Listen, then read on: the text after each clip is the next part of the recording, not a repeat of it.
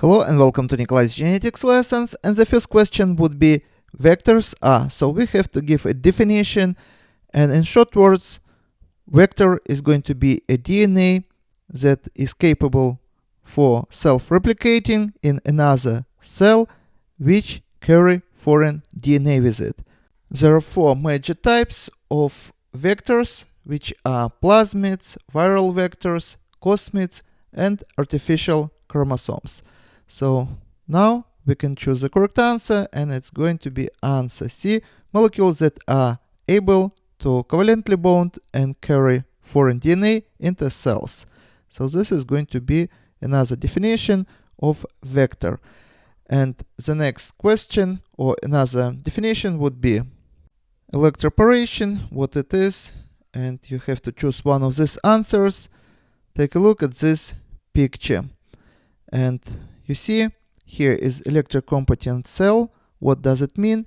Not all the cells can undergo electroporation, only those cells that has bilipid layer, and for example cells of the plants, they have cell wall. So we have first get rid of the cell wall using different chemicals, and then this is going to be electrocompetent cell.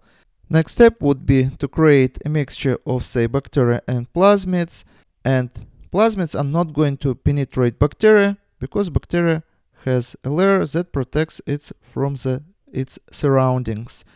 But if we apply short electric shock, this electric shock would create pores, hence the name electroporation. So creation of pores using electricity, and through these pores these plasmids can be absorbed by bacteria, and now we have a bacteria, its own genome, and also plasmid that carry a gene of our interest. When bacteria is going to propagate, it's going to propagate its own genome and genome of the plasmid. On this picture you see that this plasmid has two genes shown here with green color.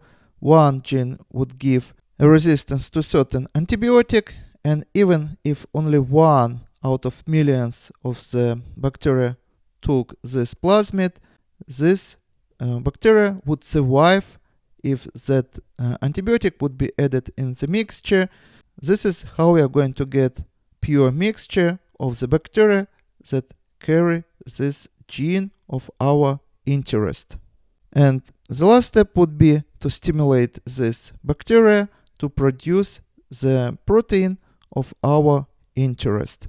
So now we can choose the correct answer, and as you see, the best answer to this definition would be that electroporation is the application of high voltage pulses. Answer C. And this is all for today. Thank you for your attention, subscribe, and see you in the next video. Goodbye.